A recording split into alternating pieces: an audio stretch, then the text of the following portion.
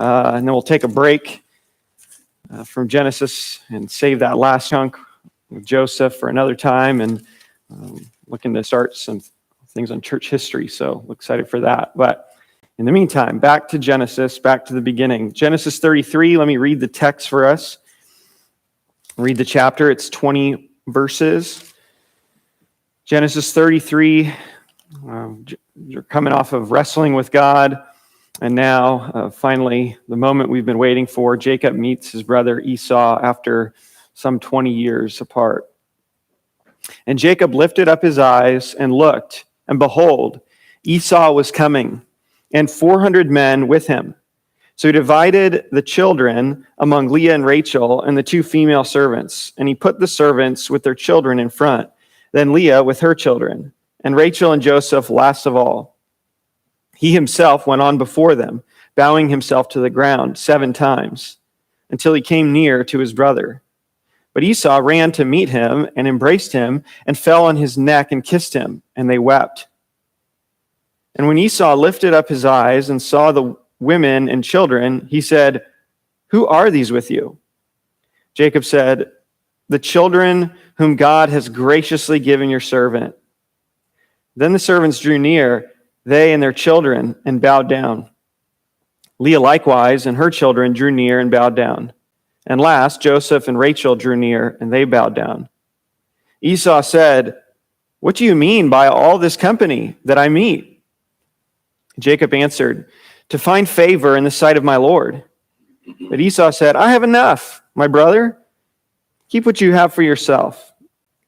Jacob said, "No, please. If I have found favor in your sight, then accept my present from my hand. For I have seen your face, which is like seeing the face of God, and you have accepted me. Please accept my blessing that is brought to you, because God has dealt graciously with me, and because I have enough." Thus he urged him, and he took it. Then Esau said, "Let us journey on our way, and I will go ahead of you." But Jacob said to him, My Lord knows that the children are frail, and that the nursing flocks and herds are a care to me. If they are driven hard for one day, all the flocks will die. Let my Lord pass on ahead of his servant, and I will lead on slowly, at the pace of the livestock that are ahead of me, and at the pace of the children, until I come to my Lord and Seir. So Esau said, "Let me leave with you some of the people who are with me." But he said, "What need is there? Let me find favor in the sight of my Lord." So Esau returned that day on his way to Seir. But Jacob journeyed to Succoth and built himself a house and made booths for his livestock. Therefore, the name of the place is called Succoth. And Jacob came safely to the city of Shechem, which is in the land of Canaan, on his way from Paddan Aram, and he camped before the city. And from the sons of Hamor, Shechem's father, he bought for 100 pieces of money the piece of land on which he had pitched his tent. There he erected an altar and called it El Elohe Israel. All right, chapter 33. As I was studying this week for this passage, I came across an illustration from Pastor Jeff Thomas. He's pastor in Aberystwyth, Wales, which takes a while to learn how to say. And he has been pastoring the same church for like over 50 years, like longer than MacArthur in the same place. And he's got a great Welsh accent. He knew Lloyd Jones when he was pastoring at Westminster. And so I actually got to have lunch with him one time. Or dinner. He was speaking at a small pastors conference, and you know, there was just time to have fellowship afterward. And so me and John Krotz got to sit down and have lunch with them, or dinner. I think we had both actually, and just ask him questions. And so he was telling us about Lloyd Jones and stuff, like personal stories. And so that's what encouraged me to read the biography of Martin Lloyd Jones after that, and connect some of those dots as well. Anyway, that's not pertinent to what we're talking about here. But the point is, I found this illustration that he used about this passage, and he talked about 2 other brothers, Peter Hitchens and his brother Christopher Hitchens. And I thought it was very fascinating how he connected the two. These 2 brothers are 2 years apart. Christopher was 2 years older than his brother Peter, and both from England. And one professed Christ, the younger, Peter, and the other was an ardent atheist, Christopher Hitchens, till the end of his life. Christopher died some years ago, and he did a number of debates with Christians, and just very outspoken atheist, and wrote books, and really well known as one of these key figures in atheism. So yet his brother professed Christ, totally different, and yet 2 years apart, and just a fascinating connection. It made me think, what is Thanksgiving like for these two brothers? I mean, they have just totally polar opposite worldviews.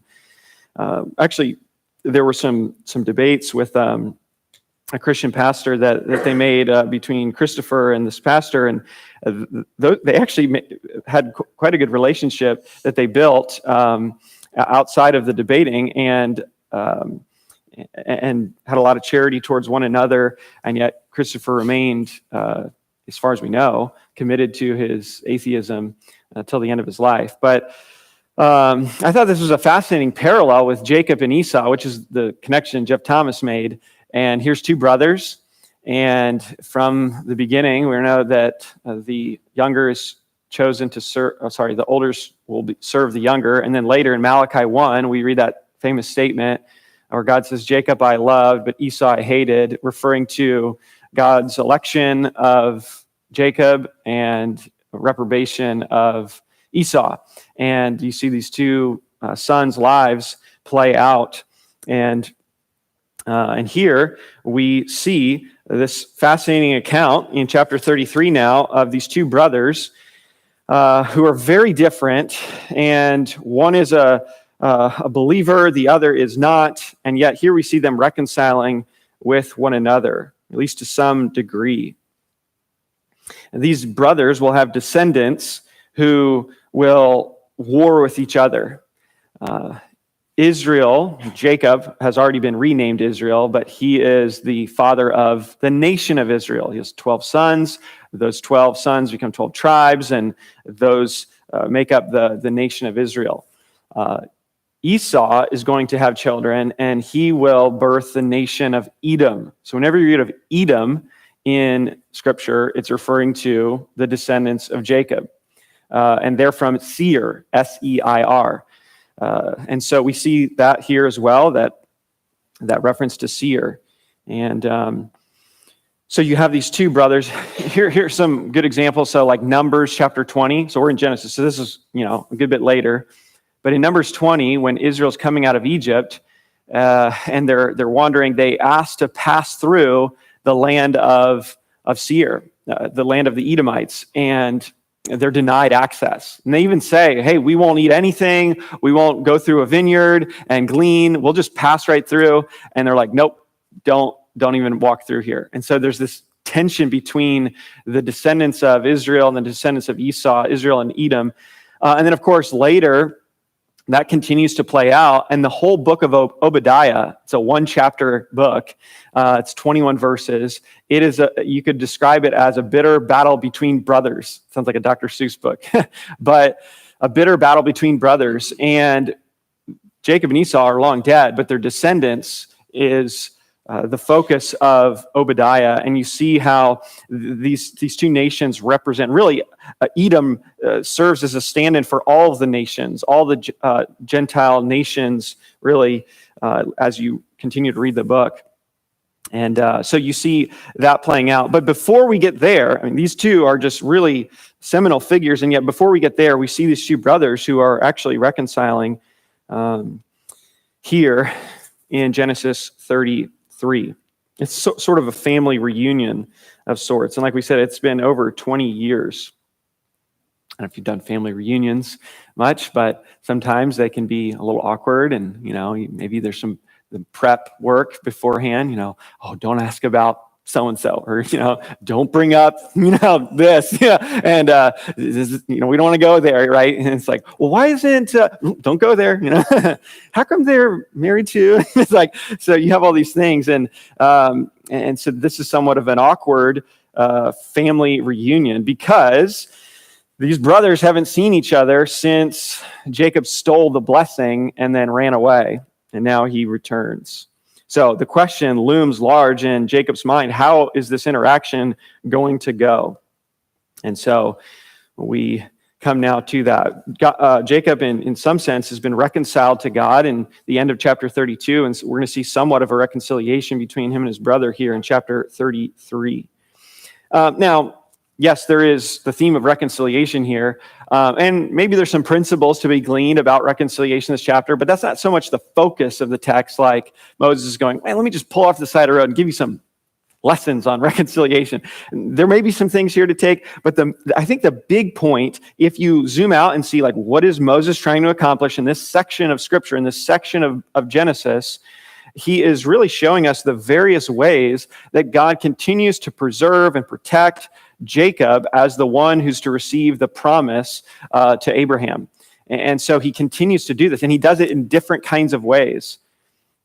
And so there's a threat it's like Jacob is sandwiched. He's sandwiched between Laban and Esau. He leaves Laban and the danger to his life there and the promise, and then he walks right into this other brick wall of Esau. And so now we have to see how God will continue to work the promise out despite this obstacle that he has been preparing Jacob for up to this point.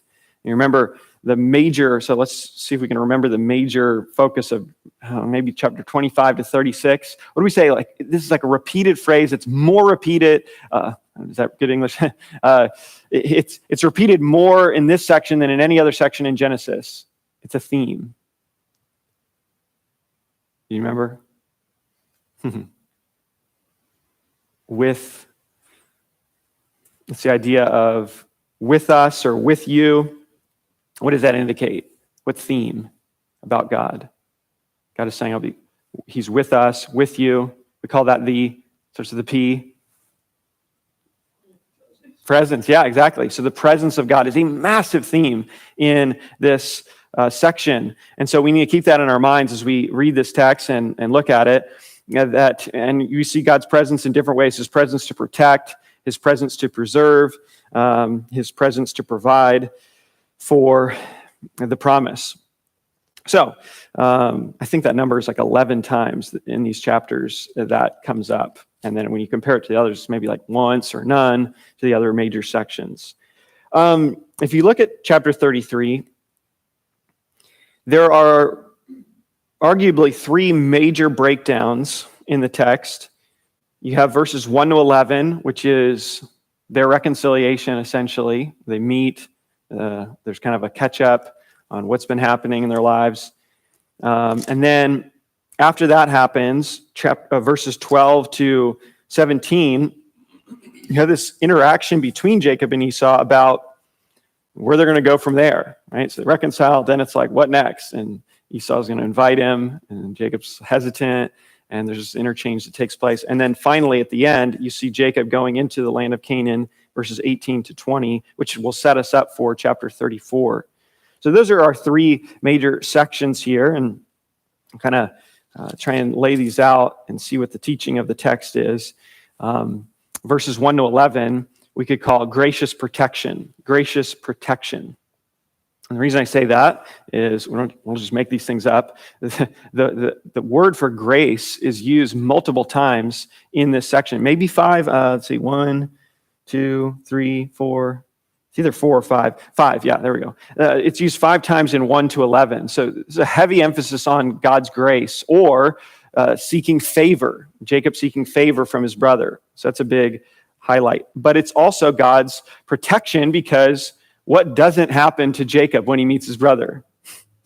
Yeah, he doesn't die, right? Which is the fear that Rachel had and the fear that Jacob had. Now, what was the theme we saw building up this word that Jacob feared the what of his brother Esau?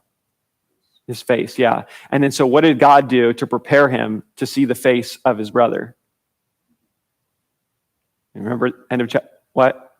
Yeah, he saw God, right? He saw the face of arguably the second person of the Trinity and the Son, pre-incarnate. And so he sees God's face, which prepares him now to see the face of his brother.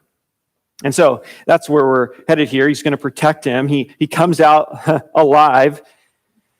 And so we see gracious protection. So let's look at this a little bit more. I notice the beginning, Jacob lifted up his eyes. And actually, we're going to see Esau lifting up his eyes at the, verse 5. When Esau lifted up his eyes, he saw the family of Jacob that he had been blessed with, and he asked them about them. This phrase, lifted up his eyes, is often used in Genesis for a providential encounter. You see it with Abraham and others as well, where something is happening, where God is orchestrating these events. It's like, whoa, behold, they lifted up their eyes and they saw this. God brought it about. So here, God is working providentially, in kind of a hidden way here. He sees 400 men, and we already pointed that out. It was in chapter 32 as well. The text emphasizes it again. This is more men than Abraham had when he went to battle. So this is a massive force of people. Kind of highlights the tension for us. Then, what does Jacob do at this point? So he looks up, sees the crowd. I mean, he's just had this incredible encounter with God, and then he looks up, he sees the 400 men, and what is the next thing he does? Look at the text. Yeah, so he makes a plan, separates the children out. And how does he do it? What is his strategy? Yeah, right? There's some serious favoritism going on here. So these kids need a lot of counseling, sitting down with their, so what's the problem? Well, my dad put me first, in the line. Yeah. And what do you notice? Who's last? Who's last? Well, actually, he goes first, right? He's going to set him up and then go first. But who in his family does he leave last? Rachel and Joseph. Yeah. So what does that tell you about they're his favorite? And what does that tell you about later in Genesis? It's like a kind of a preparing you for something coming. What was that? Okay, yeah. So you have this favoritism towards Joseph, right? That's going to lead to our next whole segment in Genesis 37 to 50. And so this is kind of laying down for you favoritism. And what do we already see about favoritism in this larger family? Does it begin with Jacob? This is some of the issue with Jacob and Esau. And so this is just kind of a recurring theme we're seeing. And so he sets them up. And you might think at this point that he's going to go last, right? Because he's tried to escape before, but actually he goes first. So this may be indication of some transformation on his part. He does line them up according to favoritism, and yet he goes out and leads the way. And he doesn't push the children and kids forward, No, he goes first to encounter his brother. And so there's some encouragement there. But notice the contrast between how Jacob approaches and how Esau approaches. Jacob is very formal. It's like a court scene. It's like, hey, you got to wear a suit. You're going to be before the judge. Make sure you address him as your honor. It's like, be really respectful. And that's kind of what we see. He comes, he bows 7 times. It's like he's bowing before a king. This is his brother. It's like, your honor. I'm here. It's like, and then he brought this gift. He staggered it. So it was like, boom, boom. It's like waves hitting him. Can't even respond. It's like this great blessing. But Esau, on the other hand, treats him just like family. Brother. He gives him a big hug. And there's this surprising reconciliation in verse 4 to 11. Now, as you're reading this, if you're reading this for the first time, there's this tension building up. And so verse 4, verse 3, he bows himself to the ground 7 times until he came near to his brother. And then, verse 4, but Esau, so there's a contrast, ran to meet him and embraced him and fell on his neck and kissed him, and they wept. And you're like, and then he stabbed him in the back. It's like, Jacob's probably loosely holding on, and he's like, oh, here it goes. I mean, he's just expecting the worst, it seems. And yet, here's his brother. They're weeping together. He falls on his neck. He's kissing him. He's embracing him, showing affection. Hasn't seen him in forever, 20 years nearly. And this is so surprising. Jacob's like, oh, wow, like I'm alive, kind of thing. And then verse 5, and when Esau lifted up his eyes and saw the women and children, he said, who are these with you? And Jacob said, the children whom God has graciously given your servant. And so he wants to know about the stuff. And so just a reminder, just pause here. It's like, God is so much more gracious than we sometimes expect. He's just expecting the worst. Sometimes you think of the consequences of your sin and you're like, okay, I got to deal with this. I got to make this right. And it's going to be so terrible. And then God, and not always, I guess, but God is just so gracious sometimes. And it's like, oh, why didn't I do this before? And so here he's expecting the worst, and yet he's received such kindness from his brother. This story sounds somewhat similar to a New Testament story that's really famous. Can you think of one? Yeah, the prodigal son. Yeah, it sounds like Esau is in the place of the father who is welcoming back the prodigal who's been away for a long time, and now he's like embracing him and kissing him, and it's totally out of character for what you would expect. And so obviously, that's written way later. Moses doesn't know about the prodigal son or anything like that, but it just like sounds like that in our retrospective look.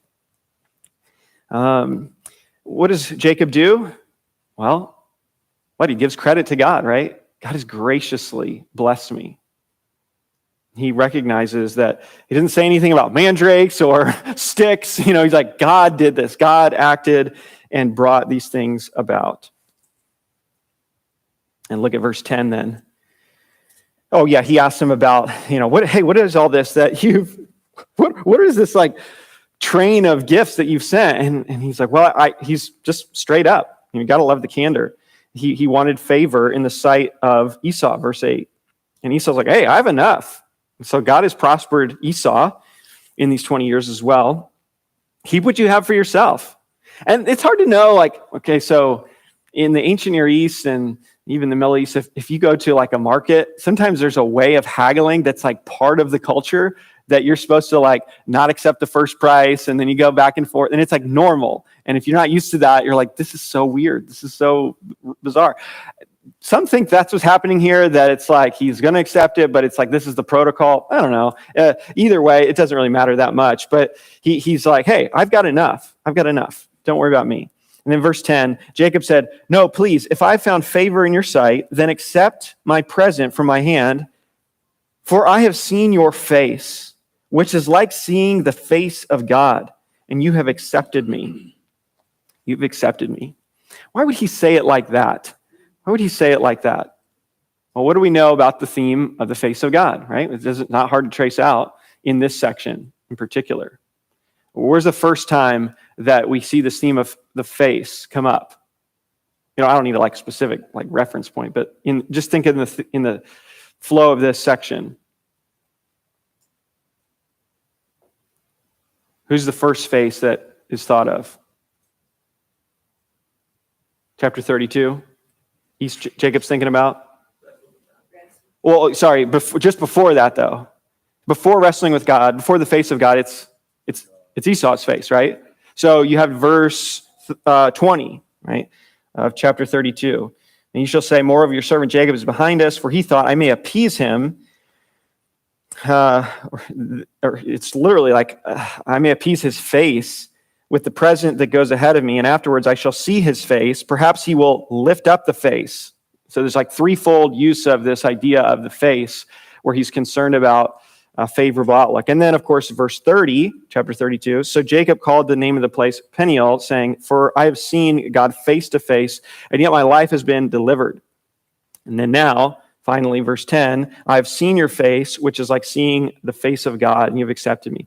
What does he mean by that? What does he mean by saying that Esau's face is like seeing the face of God? And think contextually here.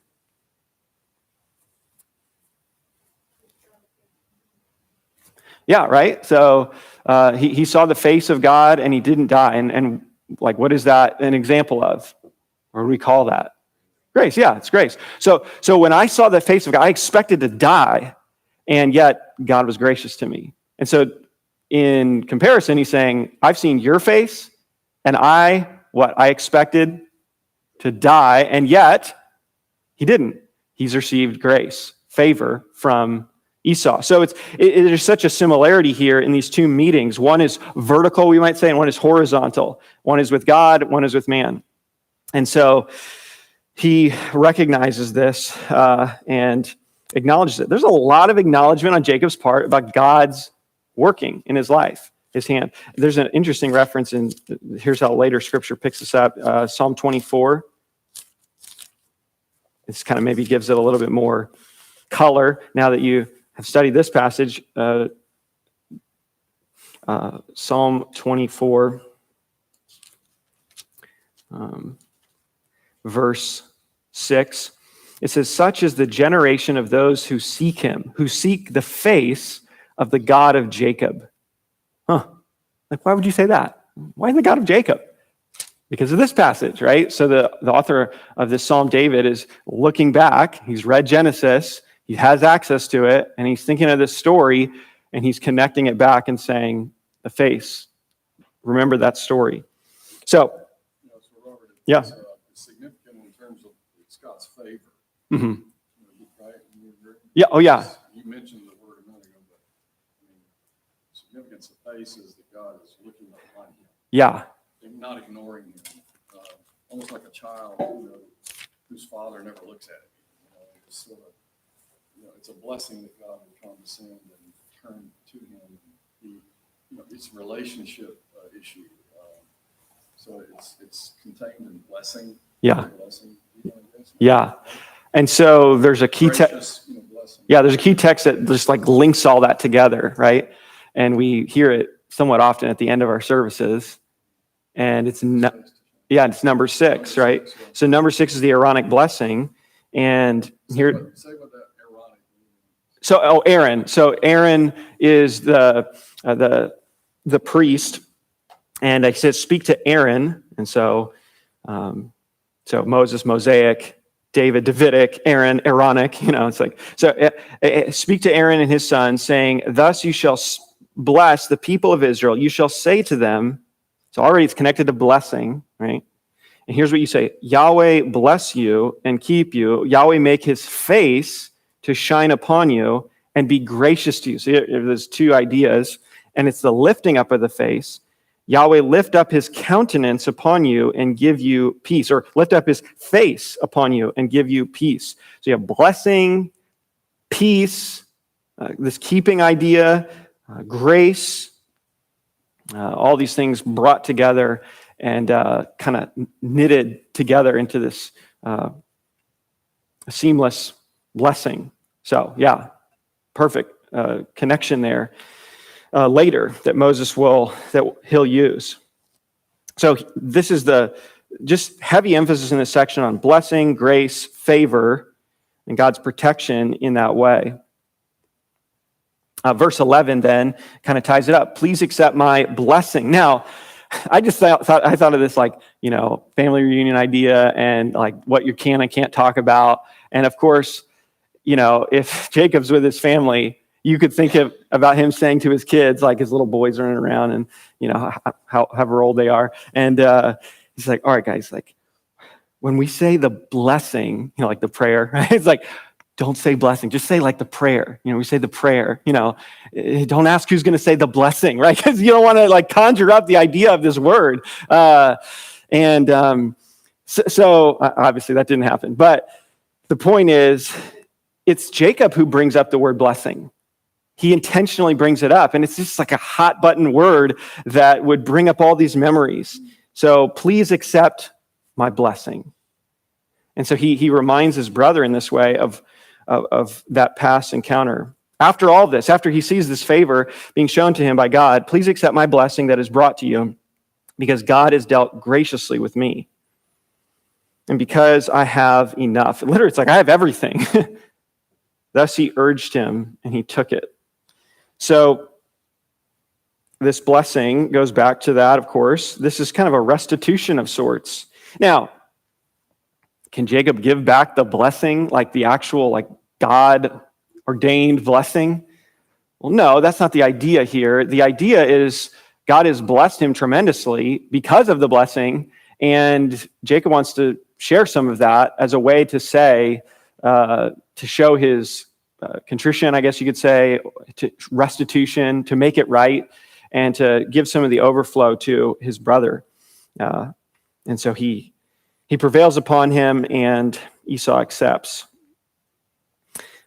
You think, wow, how did this happen? I mean, how in the world would Esau be favorable towards his brother after all this? And you think, well, because God was at work.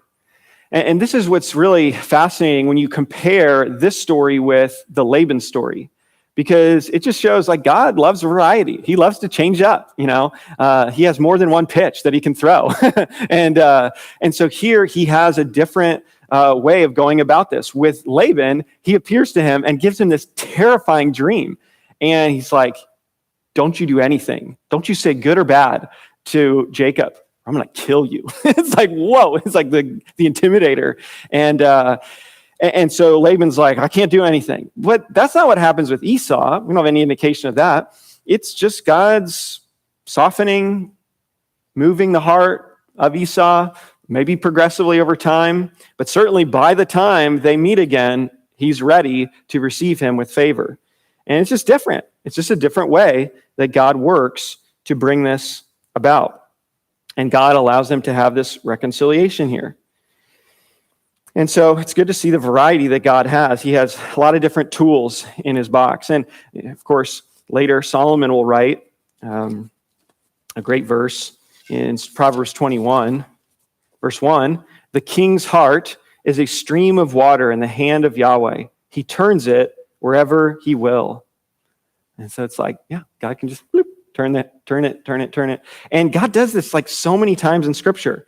Let's look at a few of these. So after Israel is taken into captivity, they get to return to the land after they're in Babylon. And in Ezra, the beginning of Ezra, it says, in the first year of Cyrus, king of Persia, this is like a pagan king, that the word of Yahweh by the mouth of Jeremiah might be fulfilled, Yahweh stirred up the spirit of Cyrus, king of Persia, so that he made a proclamation throughout all his kingdom and also put it in writing.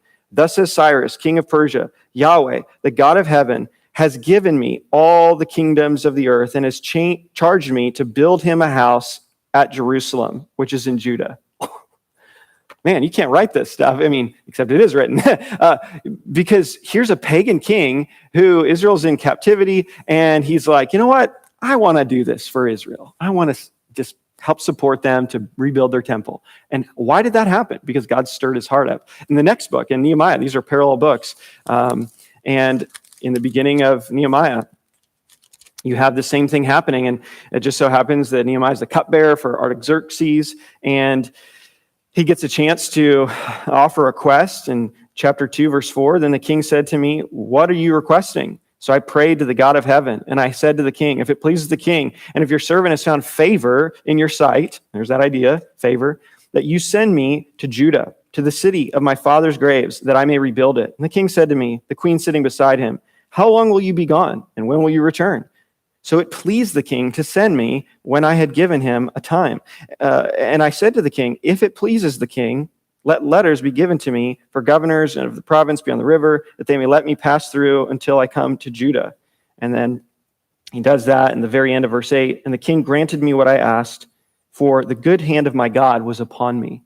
And so you see God working it out. He makes it happen. And there's just time and time again this happens. Here's one more. 1 Kings chapter 12. So you link some of these together.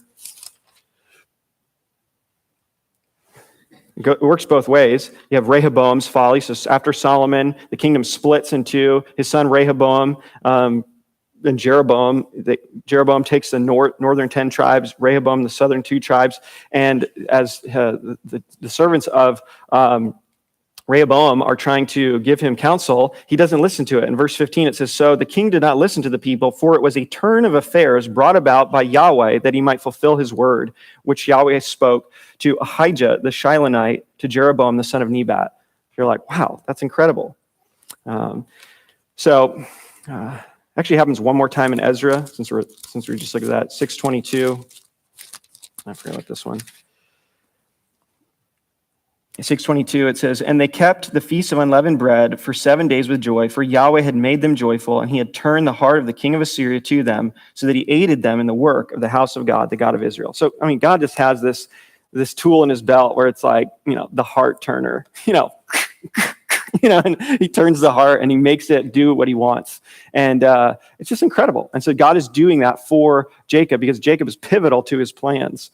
And it's just such an encouragement. God ensures yet again the protection of his promise, and yet he loves to vary his ways so that the drama of it all is seen. So that's really the main section here. We got to hurry ahead here. We got 9 minutes. All right, good. That's the gracious protection. I really worked hard on this one. Geographical perplexity. Okay, geographical perplexity. All right, yeah. I had to. Verse 12 to 17. And why do we call it this? Well, commentators begin to diverge here. And I thought about calling this progressive sanctification because that's what you have happening. Commentators are like, well, he's okay. This is all above board. Others are like, Jacob, what are you doing? It's like he's reverting back. He is being Jacob, not Israel, right? And so there's a little bit in here. I think it's a little bit of both. And it also highlights for us the difficulty of telling, like, what's going on in this person's life? There's this kind of difficulty at times to sort it out. And why do I say that? Well, he's acting a little bit like Jacob and a little bit like Israel here. And Esau says, like, hey, let's go on a journey. Come with me to the land of Seir. Come to my land. And then Jacob has this kind of like excuse. He's like, oh, we're so tired. My flocks, if I drive them hard again, they're going to die. And you're like, I mean, maybe that's true, but they were booking it to get out of Laban's, grasp, and they were just hauling. And yet now, somehow, they're all exhausted and can't do this. So I don't know. There's a little bit fishy, and so he won't go. And no, we're frail. And you guys, you go on ahead, and we'll follow behind, and we'll meet up with you in Seir. But does that ever happen? He doesngoing to do that. And so some commentators want to rescue Jacob here and be like, well, this is like the ancient Near Eastern way of saying, like, hey, we're good. We're going to go. I'm like, okay, maybe, but like it seems like he's lying to him. It seems like he's going, hey, we're going to be there. Let's go. Come on, run. And so it seems like Jacob is being Jacob. He's kind of fallen back into some of his old ways. And then you see, there's a second attempt on Esau's part, after Jacob's not going to go, or he said, hey, I'm going to follow. Then Esau goes, well, hey, how about I give you an escort?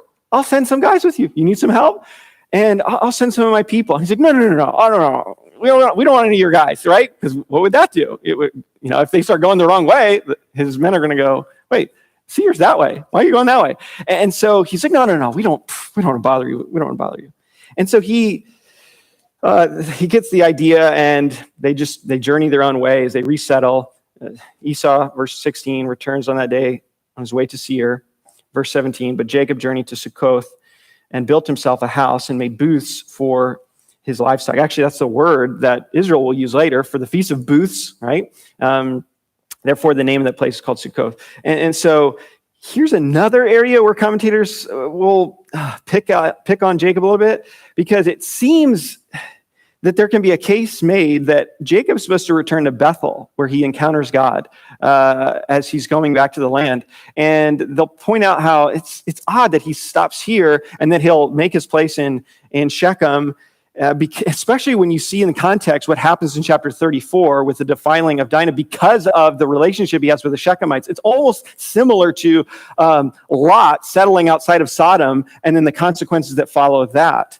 And here it seems quite similar. And so Succoth is in the Jordan Valley. This is the ESV Study Bible. I'm cheating here. Succoth is in the Jordan Valley near where the Jabbok River joins the Jordan River. Shechem, about 20 miles west of Succoth, was the first place named in connection with Abraham's arrival in Canaan. And so you're like, why won't Jacob go with Esau? And why won't Jacob go to Bethel? And it seems that there is some bit of compromise here. And Here's what Derek Kidner, a great commentator, writes. He says, Sukkoth was a backward step, spiritually as well as geographically.